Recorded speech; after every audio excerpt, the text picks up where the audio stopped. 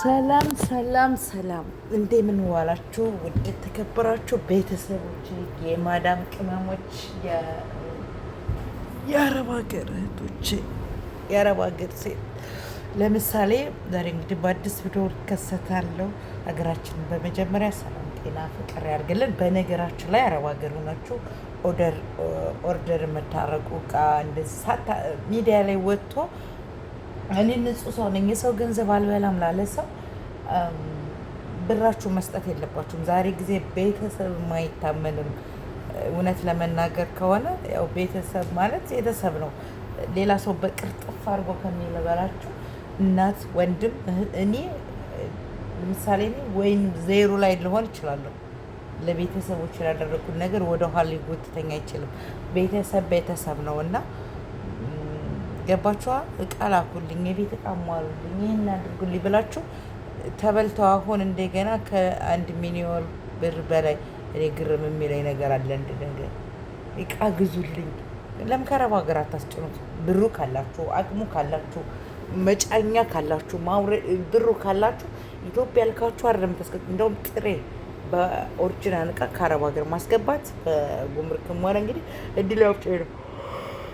ሲቀጥል ደግሞ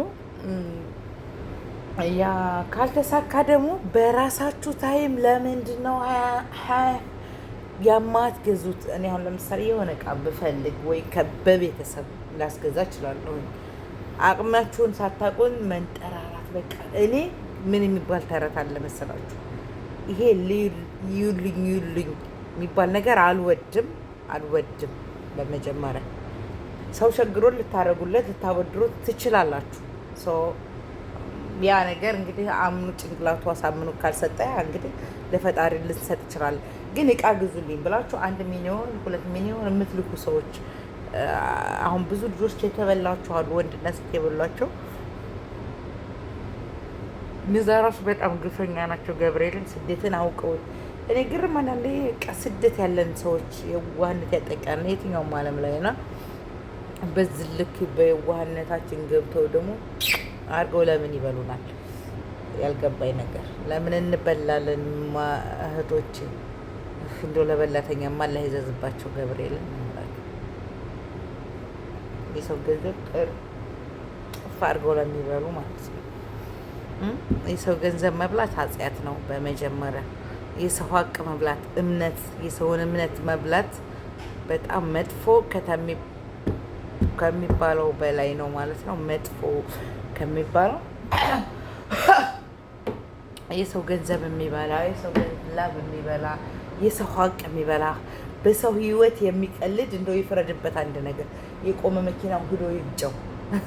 እውነት የሰው ሀቅ የሚበላ የሚያጭበረብር እንደ ፈጣሪ የለት እውነት ለምሳሌና ሀገራችን ሰው የማዳም ቅመምን የሚበላ የአረብ ሀገር እህቴን የበላ አይናቸው ጥፍት ይበል። ገብርኤልን የሰው ሀቅ የዋህ እኮ ነን እኛ የአረብ ሀገር ሴቶች፣ ልባችን የዋህ ነው።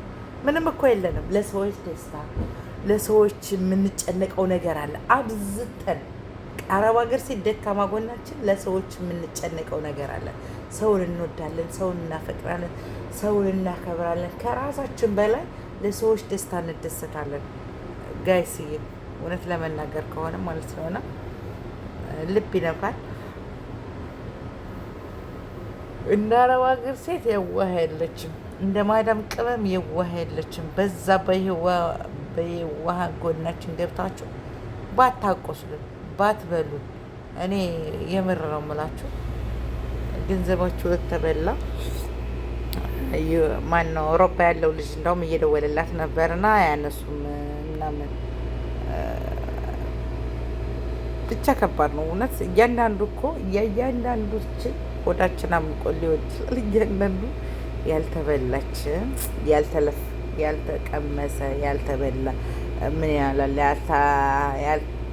ያልተያዘልኝ ሰው ያቅልኝ ይመስል አንዴ ባድር ስር አንዴ በጓሮ ያልተቸገረ ሰው ያቀልኝ ይመስል አለ የገሬ ሰው።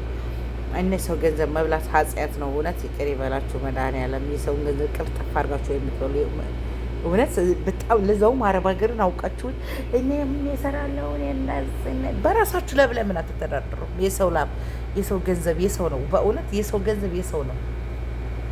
እና የምር በጣም የሚያስጠላ ነው እያየን ያለ ነው ሀገራችን ላይ። ሀገራችንም እንደዛው በቃ ብቻ ያስጠላል። እግዚአብሔር ይመስገን ለሁሉም ነገር።